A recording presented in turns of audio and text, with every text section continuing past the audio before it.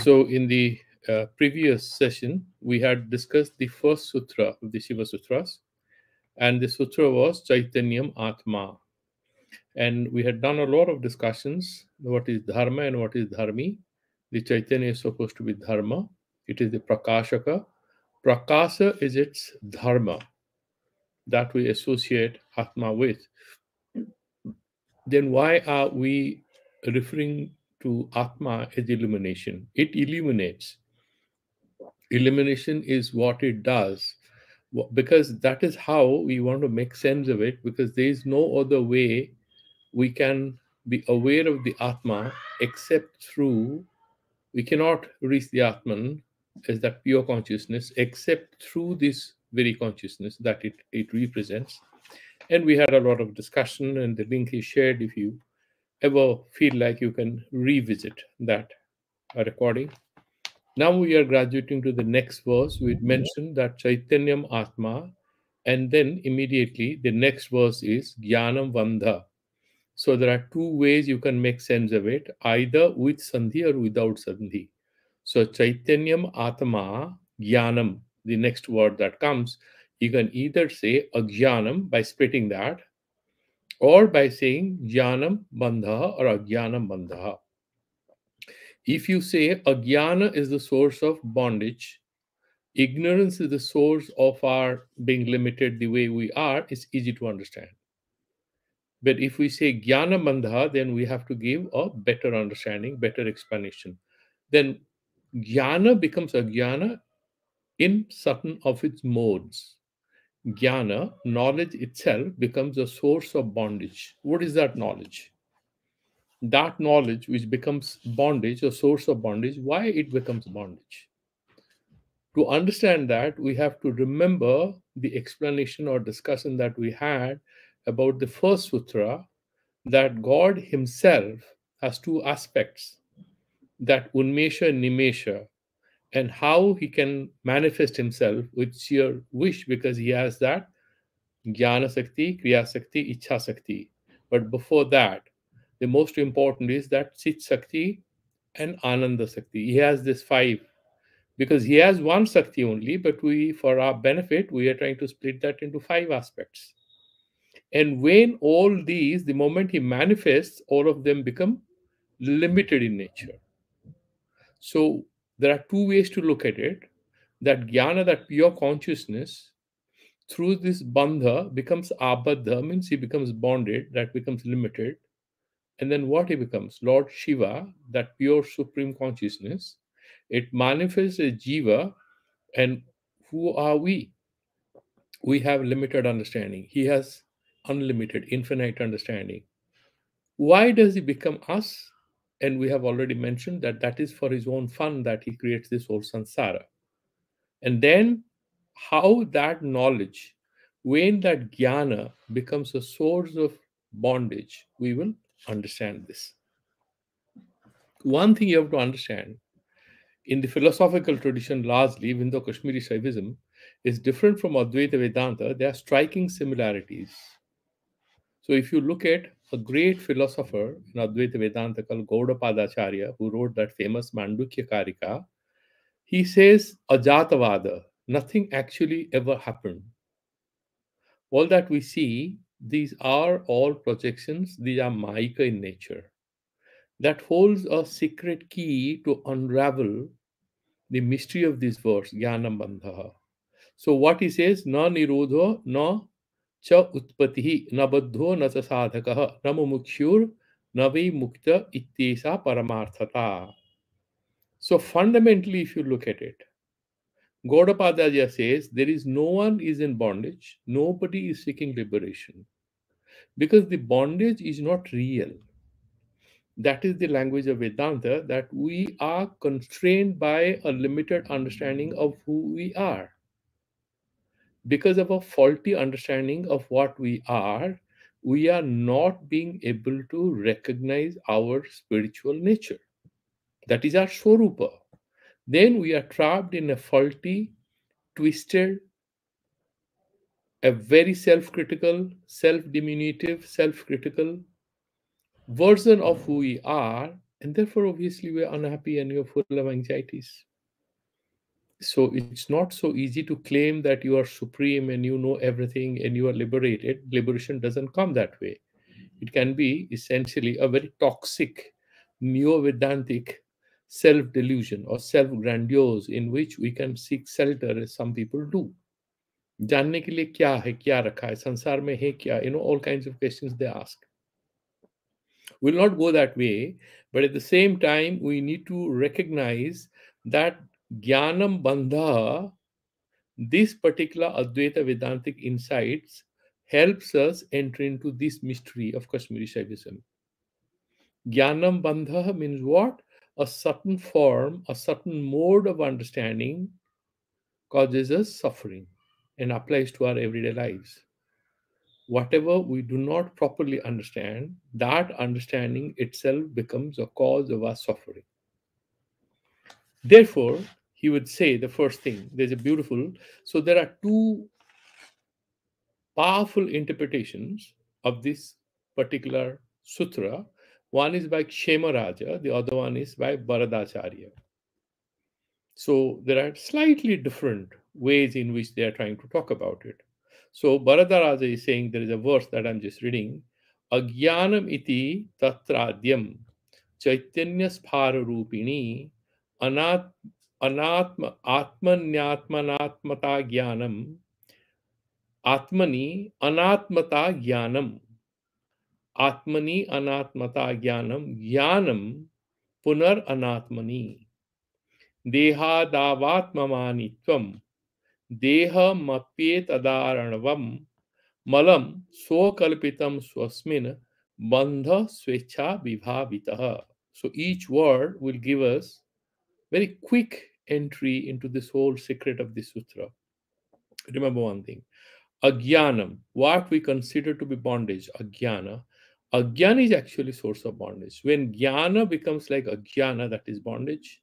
But actually, Chaitanya Rupini. It's a modification. It's a modified appearance of that same supreme consciousness. Number one. What happens? Anatmani Atmata Jnanam. That is same as Vedanta.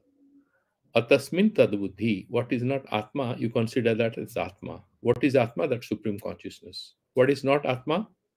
This body. Jnanam punaha anatmani. And then you see whatever is not Atma, you consider that as Atma. And what is Atma, you consider that as Anatma.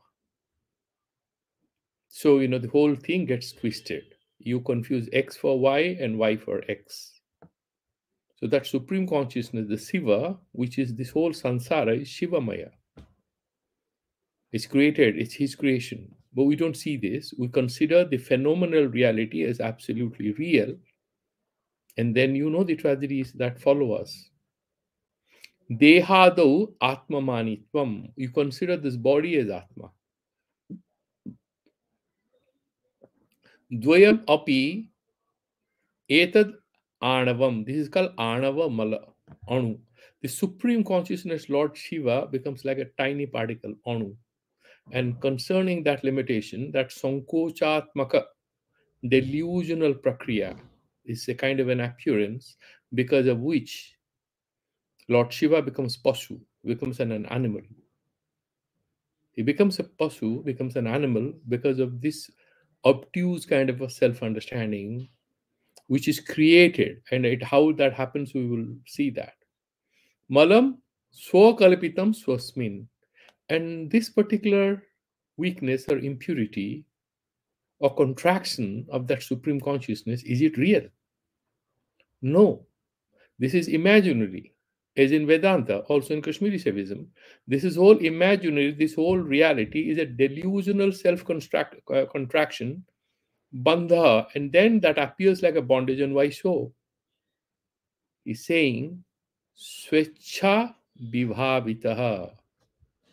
Nobody has put a constraint on Lord Shiva to become a Pashu or become a Jiva. Nobody has forced it on him. This is out of his own will that he's created this whole samsara. The divine appears as if it has become material. The supreme appears as if it has become a human being or an animal or a plant or a tree, right? So, this is the first principle that you have to understand. It's not imposed, it's spontaneous, created by God's sweet will. This is the nature of it. How to make sense of it? We'll give a everyday example. So, you have a team, your CEO and all of you are going on a trekking. Okay, so maybe he has a private jet of his own and he may be a billionaire, whatever, if he's a big multinational. And then you are going on a trekking. And then because he has to walk, you may be physically better than him. He may be trailing you. He may be struggling, but all of you have a backpack or rucksack and you're just walking. And then he eats sitting on the floor. Okay, sometimes it's a rocky place or sometimes this is a grassland. You know what it is. So he has reduced himself to that condition, and therefore, like for example, one big professor or an entrepreneur or a businessman becomes a politician. Then he has to wear very simple clothes and he has to travel by a very cheap looking car, go to the rural areas, mix with people. I'm talking about India, not US or Canada, where people are fairly well off. So he acts up because if he appears very rich among common people, they're not going to vote for him. They will ask for money and help and stuff like that. Now, why he is behaving like this? No, of his own will. He has chosen to be like that. God has chosen to be like that. Of course, the politician has an ulterior motive. Here, God appears as humans, as all of us, out of his own sweet will. And we'll understand why that happens. Okay? So, first thing is called Anava Mala. So, you have to remember this word. So, it's a kind of particular impurity, contraction, limitation, restriction, whatever way you want to make sense of it. It's called Anava, Anu Samandhya Mala, impurity. And it has two sides to it. And it's very easy to understand if you try to understand what we just have done in Vedanta several times. Seeing that Atma, you consider the Anatma. This whole space, the consciousness out of which this whole universe is created, you see this is a material universe. Actually, it has come out of that pure consciousness. You ascribe to it materiality. You ascribe Atma is separate from you. It's separate from that pure consciousness.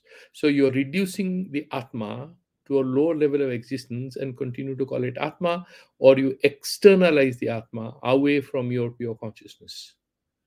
Okay, and the second one is what Atma is not, you consider that Atma.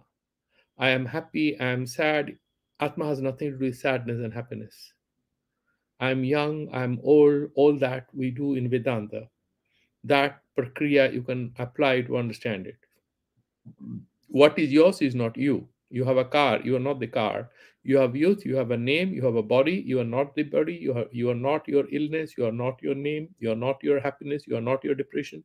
These are things you associate yourself with. You don't become that.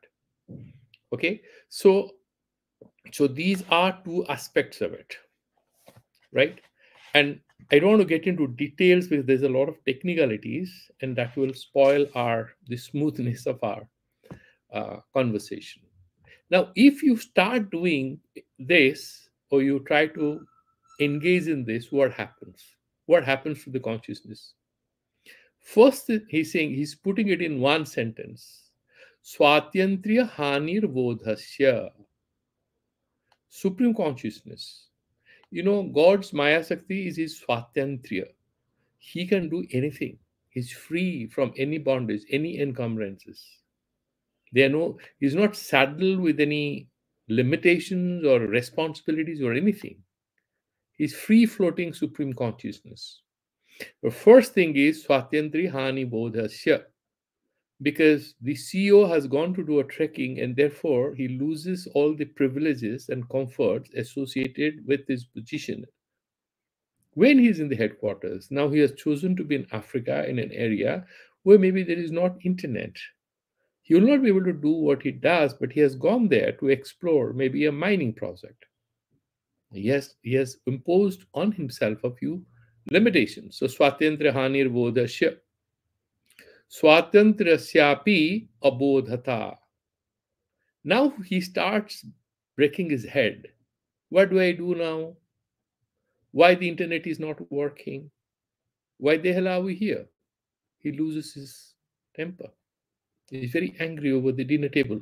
This is all I have to eat. Now, the person, the secretary is giving, sir, you wanted to see the mines, right? And that's how. But the guy who has done the field work, the leg work, to plan this whole visit, it may have happened to you sometimes. So you are organizing the visit for your CEO or a minister or a big officer. He has shown some interest to go there, but once he's there, he's creeping over it. He's forgetting. Then you make him aware. This is a big project. You'll make millions of dollars every month if you get it. Oh, really? That's very good. He's ready to deal with the situation. Now, first thing is you lose your swatantriya hani bodhasya. You lose that. Number two, what? Swatantrasya api abodhata, and that you have done on your own, that he doesn't realize. He thinks I'm kind of subjected to this discomfort and this set of limitations. Dvidha anavam malam idam swarupa swaswarupa apahanitaha. And this fellow has deliberately contracted his powers. He has modified himself to materially manifest, because what is non-material, what is supreme, the moment the material manifestation starts, what do you mean by material manifestation? You're essentially talking about names and forms and sizes and shapes and qualities. These are limitations. When the supreme God creates, whether it's gold or diamond or anything, it has a chemical composition. It cannot behave the way it wants. The moment it has become a certain element or molecule or whatever, it is subjected to a few physical and chemical properties. You categorize it and it has to behave according to it. Similarly, the manifestation, it's, you can see that in your everyday life every day. You are having freedom to think and act. The moment you make a choice, remember, there's a deep secret here. The moment we are making a choice, we must understand that we are imposing a set of limitations on us. But we should remain free if we understand the secret. This is a limitation we have put on ourselves for a higher end. And if we forget that, if we lose that self awareness, then we start feeling anxious and helpless and all that, like children feel. They want to go to a circus party and then they see these tigers coming close and they start crying because they had demanded, I want to go to the circus party, not the parents. This happens with us daily, all the time. Okay. Now, if we move forward, why it happens that? Because the supreme consciousness, having manifest itself in material forms, as a result of identification, you identify with it. You behave as if you have become that. It's your own play. Is God crying? No. We are actually manifestation of that supreme self. We are crying. That is what this whole thing is all about. This is not for liberation of Lord Shiva. This text is to help us liberate our consciousness from the self imposed limitations, which is part of a divine game, as a result of which we are feeling helpless, we are feeling anxious, we are feeling restricted, we are finding ourselves in chains. That famous statement, of Jean-Jacques Rousseau, the French philosopher, man is born free, but everywhere in chains. It's very spiritual. We are actually born free out of God's sweet will, except that because of this jnanam bandha, because of inappropriate knowledge, completely, there's a kind of inversion which happens. The reality of it remains unknown to us, and then we crave for answers in a limited set of ways of looking at things. And we'll go into that. This is a very mysterious text, and there's so many commentaries. The moment we use language, for example, to understand truth, these are set of limitations. You remember that famous statement of Gandhi that language at best is an imperfect vehicle to convey our emotions. So the supreme reality cannot be caught up through words. Everywhere we go, everything we do, we get trapped in what can be called lexiconic or discursive language about truth, that discursive understanding. There is a way in which you are talking, but through these words we are making effort to transcend. The game is like this, that we'll be using words, we'll be using all sadhanas and all to overcome the limitations, these efforts, these yearnings that we try to pursue impose on us. Then you have to transcend this. Okay. So what is this? So far God is concerned, so far Paramashiva is concerned, there is a beautiful sentence here. What is that Paramapada? Pralina dehadi aham pratyaya lakshana shobho nivata nishala jaladivat suprashanta stitihi atma eva paramasabda pratipaditaha. It's like a big ocean. You remember in Bhagavad Gita, Apuryamana, so many rivers go, nothing happens to that ocean. That Paramashiva, that supreme consciousness, is not affected by this game of manifestation. That remains intact. Purnamadaha Purnamidam, all the time you say that. So, this whole material game of manifestation, which is very mysterious, is for the heck of divine fun.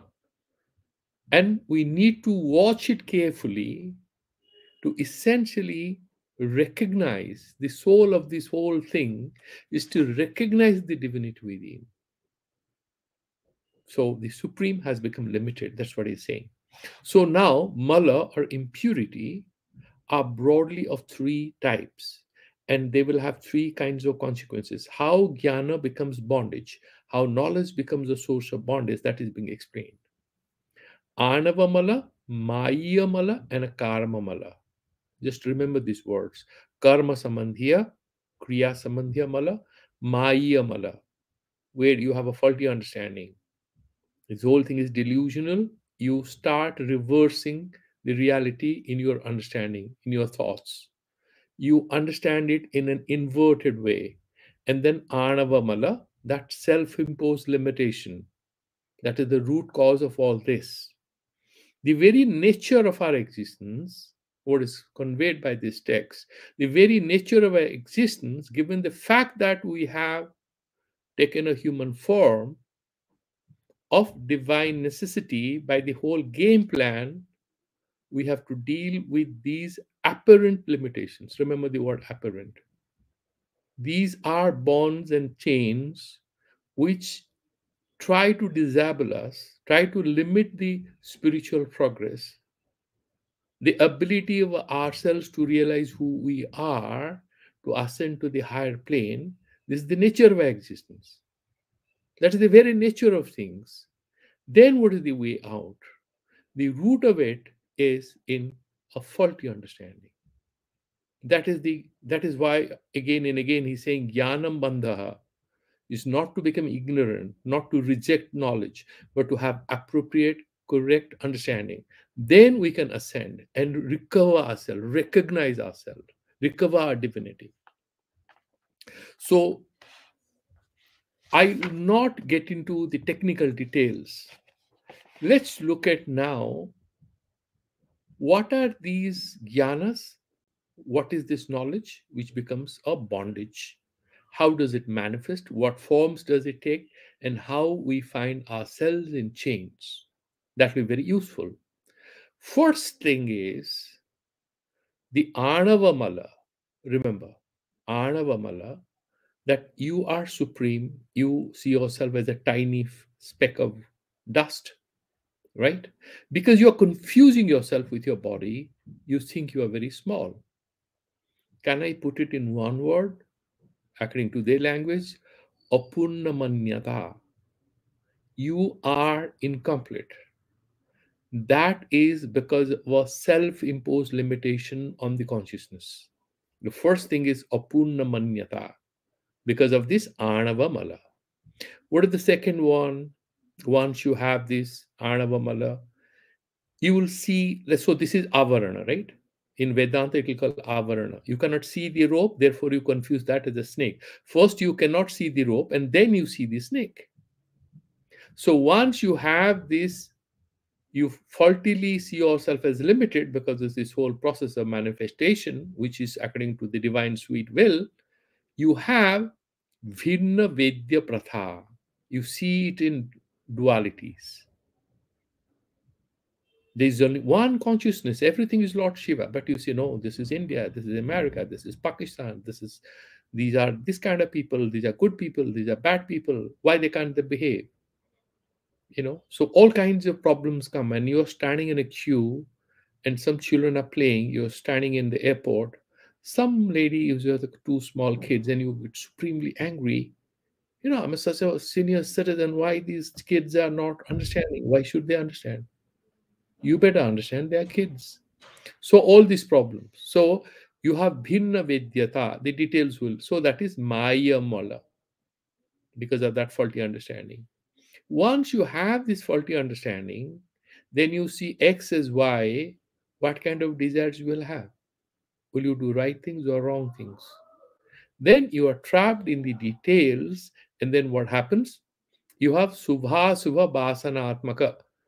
So you will have subha subha vasanas. I want to do this. This is good. That is bad. Why can't I do this? Why can't I go there? All sorts of things come and invade you. That means you engage yourself in all kinds of pursuits, and that is called karma mala, kriya samandhiya. First is Anava Mala, that is the mother cause of all problems, and that leads to the Maya Mala, that is, Bhina Vedya Pratha, faulty understanding. And then that leads to faulty desires, aspirations. What we should not be pursuing, we start following them, pursuing them. What is that Anava Mala? If again a person probes a little further, if you want to make sense of it, what it is, he'll say, this is Swarupa Gopana Leela. God wants to hide himself. The divinity is as if hiding itself, and then make us not realize our divinity and appear as limited human beings. So it's saying that in order for playing a certain role, there is a rich man and he has a daughter who is well off, lives a life of privilege and felicity and comfort. But in the school, she's assigned the role of a rag picker girl. There's a skit they are organizing. So she dresses up like a rag picker girl in a third world country. Okay. Or maybe she lives close to one of those landfill sites in Asia, very dirty, very badly managed. And there are a lot of people who live there, and they are busy in the reprocessing industries. They are living very unhygienic lives, but that is the role assigned by there is a particular play which is being enacted on the environmental day, and this rich man's daughter is assigned the role of a rag picker girl who lives at one of these landfill sites, right? What is she doing there? She's to play a certain role. That is the purpose. And to play that role, she has to dress up in a certain way to look like, appropriately look like a girl who picks up all kinds of stuff. Now, if we consider that to be real, the problem starts. You disrespect her, forgetting that she is a billionaire's daughter, or you make fun of her. You do not know who she is. Similarly, this particular thing, Anava Mala, is nothing called that Shiva Swarupa, the supreme consciousness, contracts itself for the heck of manifestation, for its own fun. And then you have this ahanta abhimana, I am this. It starts accepting this material envelope in which it expresses itself to be real. That is, and why is doing it? So deliberately, in a certain way, deliberately he has hidden himself. It's like a fancy dress. It's like a role play. The millionaire's daughter is playing the role of a poor girl who lives in a landfill site, and that appears as real, and that is the source. And then that girl cries, she feels anxious or miserable. No, it's just a role. You are there for a few minutes. She has to do the role, but she forgets. And saying, why am I supposed to live like this and behave like this? Why should I wear this dress? But that's the role. So that is what, so that apurna manyata, my friend is dressing up so well, because in the play they are trying to show there are other middle class people who do not have sympathy or compassion for the poor families who are living close to the landfill sites, and they're working in the reprocessing industries, recycling industries, and they contribute to the environmental, well-being of society, taking a lot of poison into themselves, in order to show that a middle class girl of the same class is allowed to dress the way she dresses every day, whereas this millionaire's daughter is given the dress of a rag picker girl, and she feels bad. That is apurna manyata, because it's just a delusional thing, right? So this is how is appearing. So we have understood the three kinds of impurities. Anava mala is forgetting your swarupa, and Maya mala results in having faulty understanding of reality, Vinna Vedya Pratha, and then Karma mala is you have this Kala Sariram, Kala. You forget about Sarva Kartikatva. God, who can do anything, having Kala. There is a Sankosha of his Kriya Sakti, it becomes Kala. Everything gets inverted in manifestation. That Kala Sarira, so that role play, that she has become a rag picker girl. You have become a human being, you are a scientist, you are a doctor, you are this, you are that. So inferior and insufficient compared to the supreme consciousness which you are, which all of us are. We have to understand that. We are no different from that supreme consciousness called Paramashiva. That is the message here. So, what is the swarupa of these Anavamala? If somebody asks this question, what starts the whole dirty game of our minds that we feel so miserable in lives? He's saying, Kshemaraja says in his language, Kinchit kartutvadi lakshana swarupa swarupam anava Anabamala bhitti laganam pungsha avarakataya malatvena siddham eva. So it covers of your swarupa. You are sarva kriya sakti, jnana sakti, ichha sakti. You are representative of that supreme consciousness, and you see yourself as a limited edition of that supreme self. And therefore, you are seeing yourself as if you are a victim of this contraction, which is a delusional self creation for the heck of fun. You start crying, and you do everything that you do as human beings, running after things, feeling miserable, feeling restless. So, how that jnana now become bondage is easy. First thing starts with faulty knowledge. Jnana becomes ajnana because it's not appropriate jnana.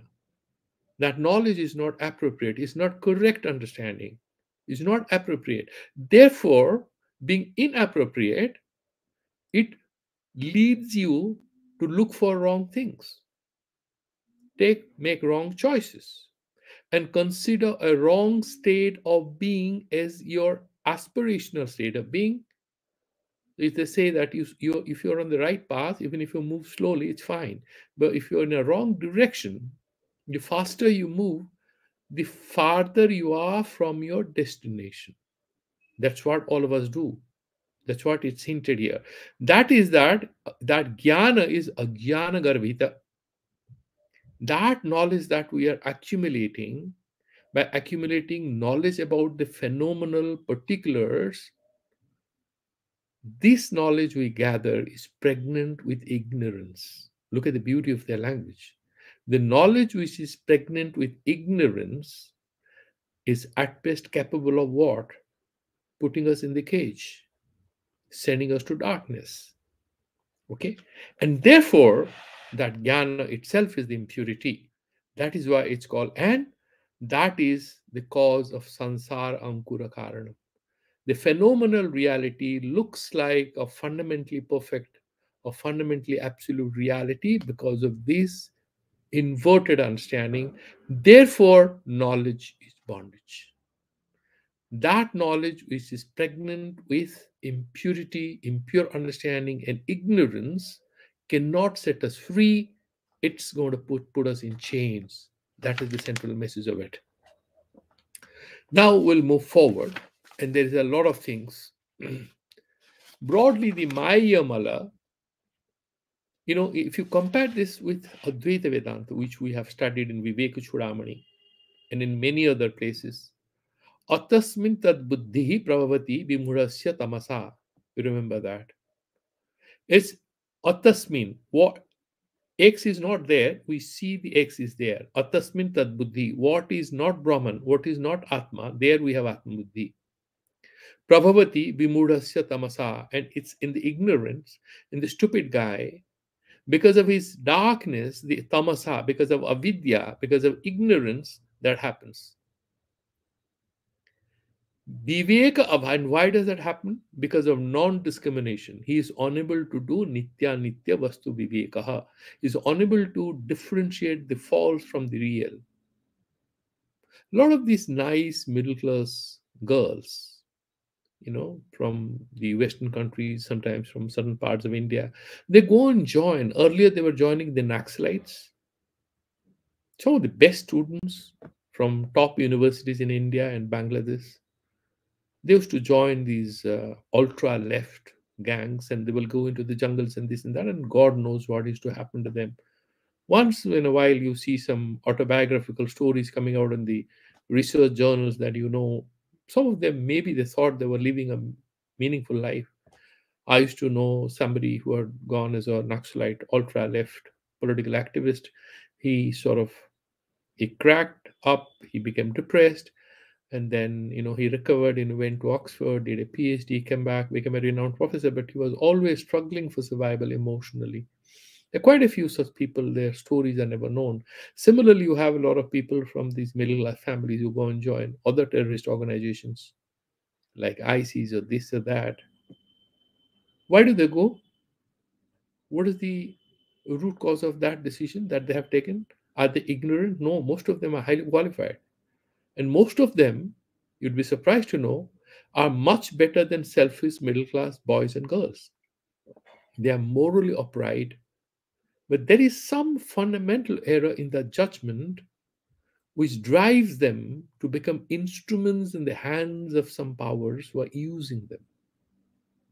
Many of us who are radicals during our student days, and we were so because we are morally very upright, emotionally and ethically very sensitive to the cause of the poor and the underprivileged. But the people who are behind this, there was a fundamental misunderstanding that these things cannot be rectified with throwing bombs or doing some kind of buns or some kind of activism. There's nothing wrong about it. It was very pure. It was very spiritual decision, in fact, to become a political, ultra left or ultra right, whatever. Some people, they think they are doing the right thing. What he's trying saying is that viveka abhava, the way spurati bhujage rajju dhishana.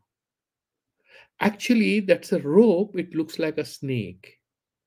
What it is not, we see that as that, and therefore we get trapped. Toto anartha vrato nipatati समादातुरधिकः ततो असद्ग्राह sahi bhavati bandha srunu sakhe. Oh my God, don't you know that? Once you are misled into a false thing, that itself, that asadgraha, that false thing which is accepted as truth, the sansara is accepted as fundamentally real. Many of these things in our lives, if you look back in your life, you will find that 60% of your good, positive, spiritual, emotional energies were badly spent on pursuits which didn't deserve as much attention as you gave it at certain points of your life. Bhavati bandha, and that itself becomes the source of your bondage. Now, we already know, we have already done the Bhagavad Gita, that you will do, Nishkama Karma, Ishwararpana Buddhya, you will do Viveka, then Vichara, you will do Shravana Manana Nididhyasana, and slowly you'll graduate by removing lower order understandings through a process of neti, not this, net this, remove all except the self. And we did that elaborately in the Vivek Chudamani. I'm not getting into it, but this is the purpose of this particular thing, that the details, when we drop that, then we graduate to the original consciousness from where we wrongly perceive ourselves as having dropped below our level of expectation. Okay, so what is this mala then? What are the ways in which we can describe it? We have done that in Bhagavad Gita, that this Trigunatmika Maya, and then you have Sattva, Tamas, and Rajas. Tamas is, Alasya, Pramada, Nidra, and Rajo Ragatmaka, and it will create tension and stress in you because you want to fulfill a lot of goals.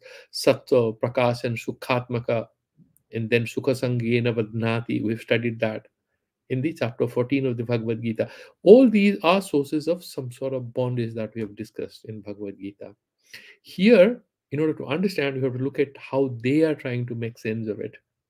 So they're saying that that mala or impurity can be expressed through so many words. And they're saying what? Molobhilasascha jnanam avidya lolika pratha भवदोष अनुप्लवश्य ग्लानि शेषो विमूढ़ता अहम ममात्मतांतको माया शक्ति रथावृति दोष बीजम पशुत्वम च संसारंकूर कारणम. So what is this? Abhilasha. Raga dvesha in simple words. You want to have this ajnana, avidya. These are the words. Lolikapatha, Bhavadosha, Sansara Samandhya, Anuplava, Glani, Shesha, Bimudhata, all these are words used to make sense of that mala, that Anava mala. And what is that Swarupa then? What is the essential nature of this mala? How do we make sense of it? It's saying, look here, it's like this. That Supreme Lord, His Purna, Icha, Jnana, Kriya Saktiman, Ananda and Chit Saktiman. He has these Pancha Saktis. And Swechha, out of his own will, he covers it up. Now, do you know what is the difference between Vedanta and the Saiva Darshana? One critical difference. In Advaita Vedanta, we keep everything at our level, saying that the Brahman is actually Nirguna, Nirakara, Nishkriya, everything, right? That's what we do. Because of our faulty understanding, this has become samsara, we are trapped in it. So we must return to that pure consciousness where there are no attributes whatsoever.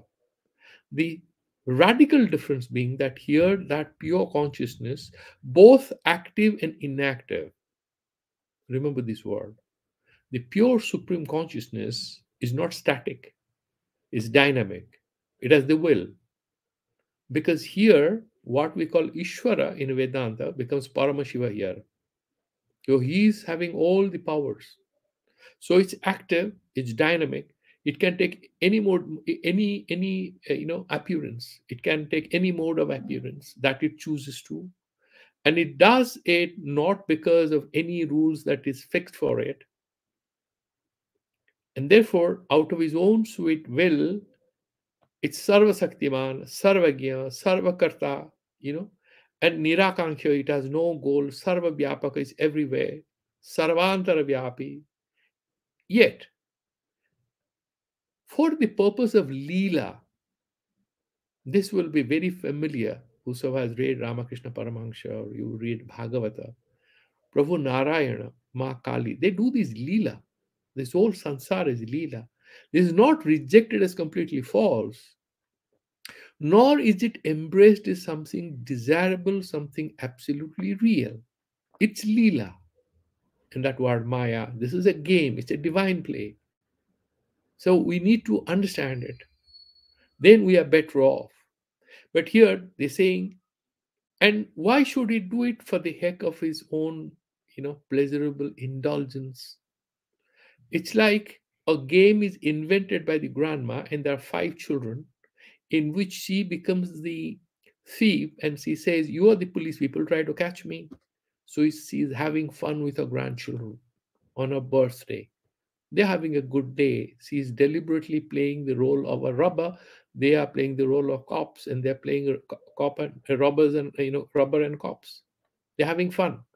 Similarly, the supreme consciousness of his own sweet will, for the purpose of Leela, has created all that. So, what is this jnana bandha? The limitation of jnana is the cause of bondage, and the limitation of jnana is not real. It's Swarupa Gopana Krida. It's a play of hide and seek by the Supreme. Again, there will be duality, right? Because Supreme is playing a game with us. No. There is non duality in Kashmiri Saivism. Therefore, the Supreme consciousness of its own sweet will has entered into the mode of manifestation in which the Supreme hides, the details appear. The absolute, supreme, infinite ceases to appear before our eyes. The very nature of this manifestation makes it impossible for us, or very hard for us, to see, accept, relate, touch, feel that infinite consciousness. That is the game. Okay, so there is beautiful language in which is saying, Ittam sarva sakti yogepi avir mukhyavihi saktivihi upacharyate sacha bhagavan swatyantira sakti mahimina swatmanam sankuchitamiva avhasayan anu iti uchyate. He doesn't actually become a small particle.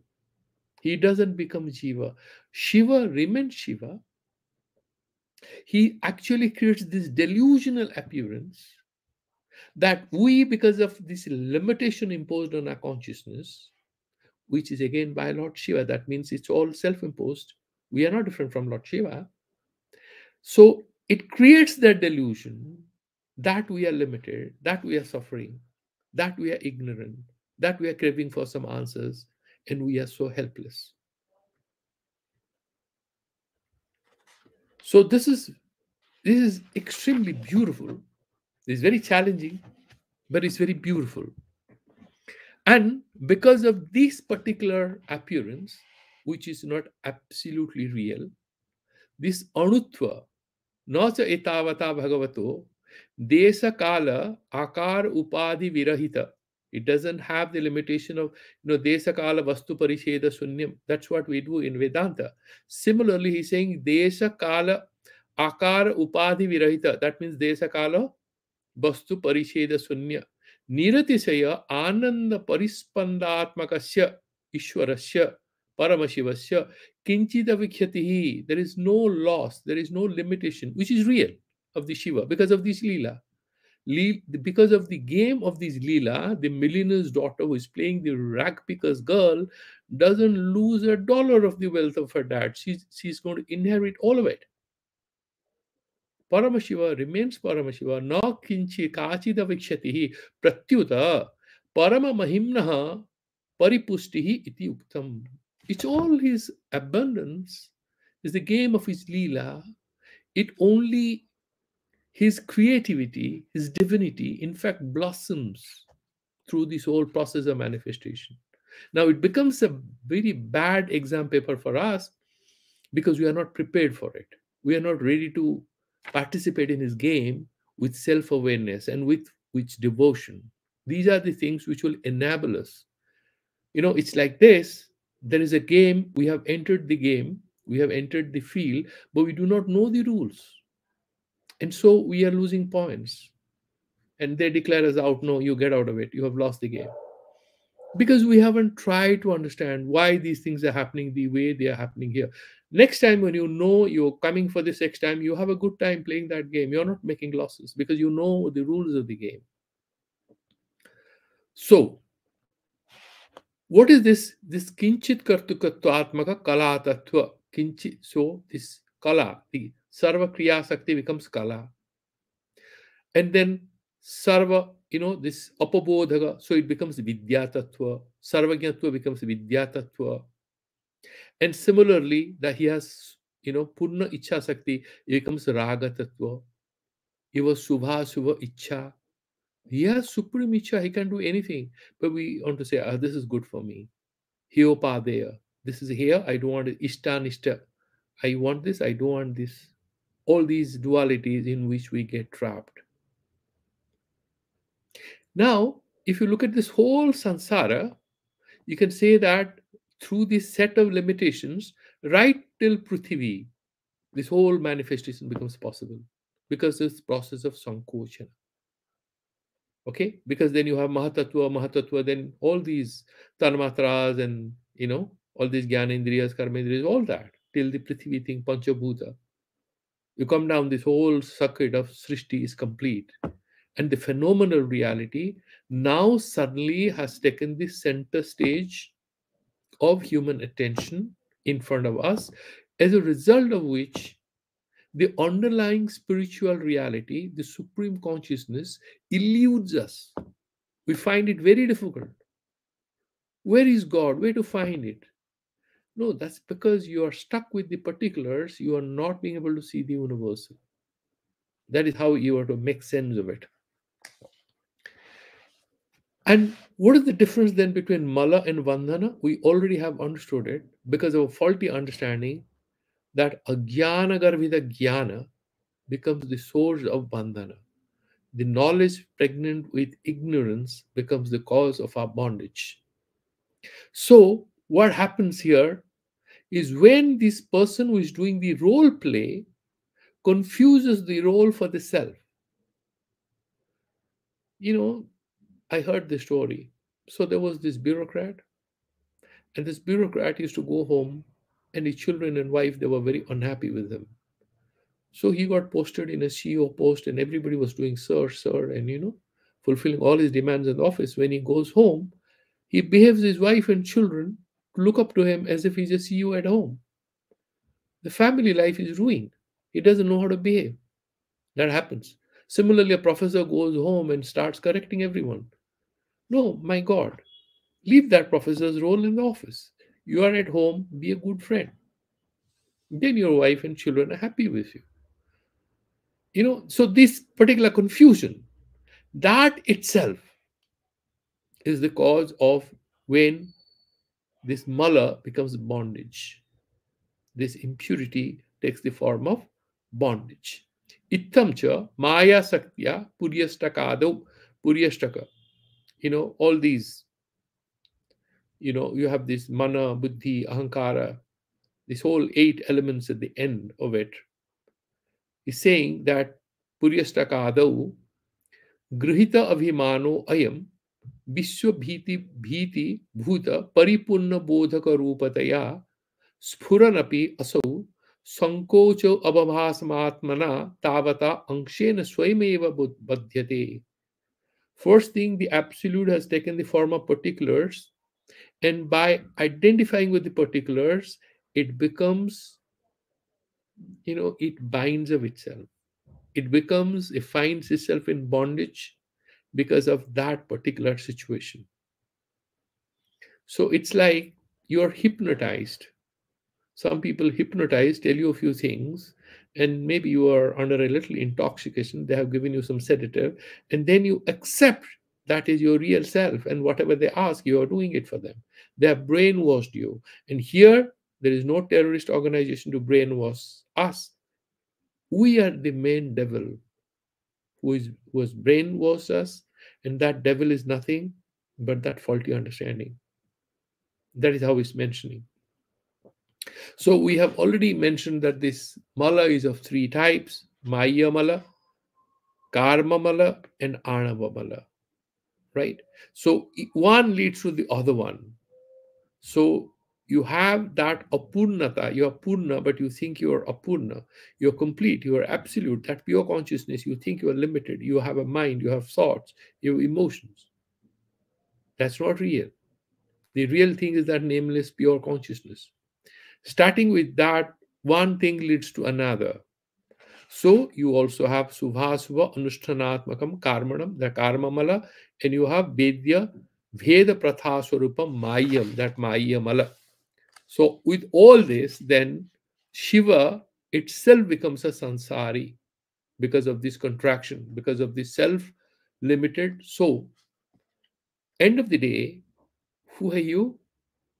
Okay, all of us is that Paramashiva who misunderstand itself as a sansari because of inadequate consequences, wrong consequences of a wrong decision, of a wrong faulty understanding that he has subjected himself or herself into. That Paramashiva has become Pashu.